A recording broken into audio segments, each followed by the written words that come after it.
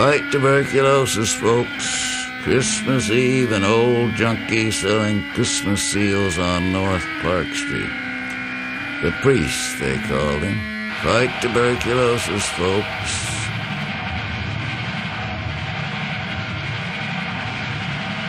People hurried by, gray shadows on a distant wall. It was getting late and no money to score. He turned into a side street and the lake wind hit him like a knife. Cab stopped just ahead under a streetlight. Boy got out with a suitcase. Thin kid in prep school clothes, familiar face, the priest told himself. Watching from the doorway, reminds me of something a long time ago. The boy there with his overcoat unbuttoned, reaching into his pants pocket for the cab chair. The cab drove away and turned the corner. The boy went inside a building.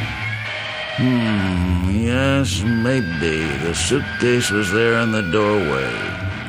The boy nowhere in sight.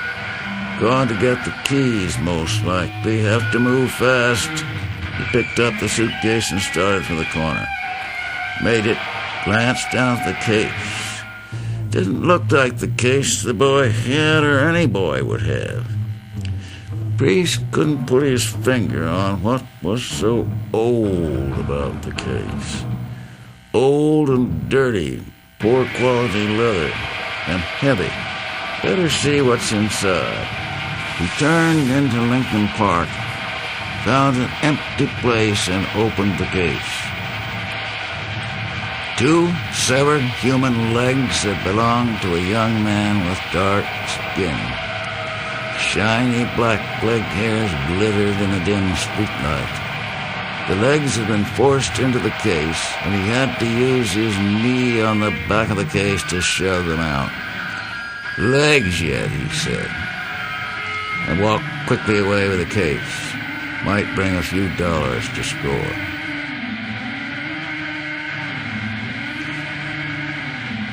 The buyer sniffed suspiciously. Kind of funny smell about it.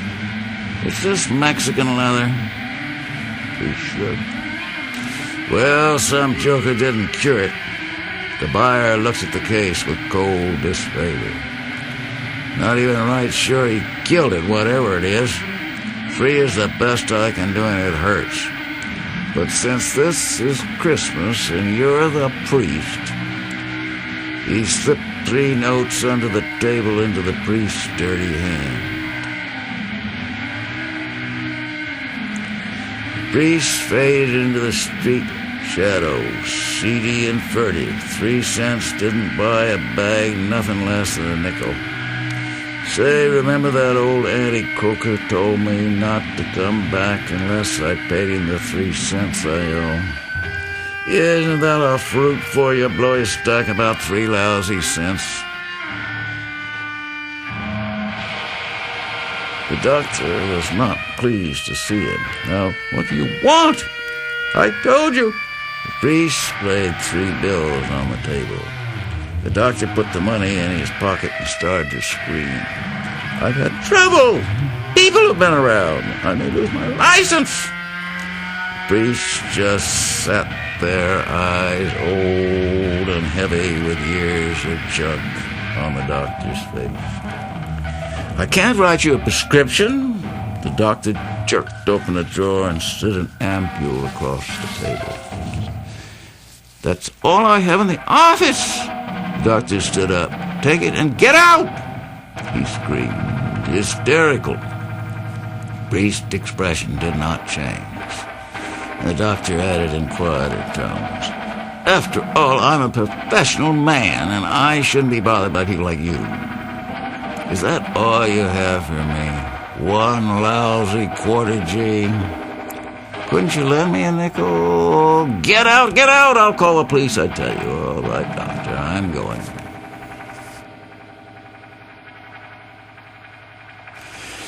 Christ, it was cold and far to walk. Rooming house, a shabby street, room on the top floor. These stairs off The priest there pulling himself up along the banister, he went into the bathroom. Yellow wall panels, toilet dripping, and got his works from under the wash basin. Wrapped in brown paper, back to his room, get every drop in the dropper. He rolled up his sleeve. Then he heard a groan from next door, room 18. A Mexican kid lived there. The priest had passed him on the stairs and saw the kid was hooked. But he never spoke because he didn't want any juvenile connections, bad news in any language. And the priest had had enough bad news in his life. Heard the groan again, a groan he could feel, no mistaking that groan and what it meant. Maybe he had an accident or something. Any case, I can't enjoy my priestly medications with that sound coming through the wall. Thin walls, you understand. The priest put down his dropper, cold hall, and knocked on the door of room 18. GNS, it's the priest, kid. I live next door.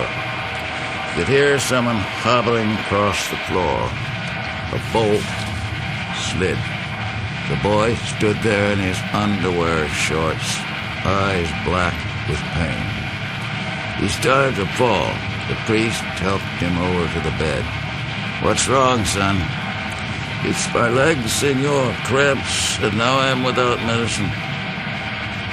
The priest could see the cramps, like knots of wood there in the young, lean legs, dark, shiny black leg hair. 3 years ago, I damaged myself in a bicycle race, and it is then that the cramps start. And he has the leg cramps back with compound junk interest. The old priest stood there, feeling the boy groan. He inclined his head as if in prayer, went back and got his dropper.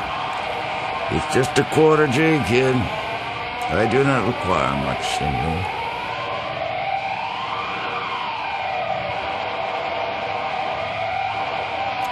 The boy was sleeping when the priest left room 18. He went back to his room and sat down on the bed. Then it hit him like heavy, silent snow. All the gray junk yesterdays. He sat there and received the immaculate fix.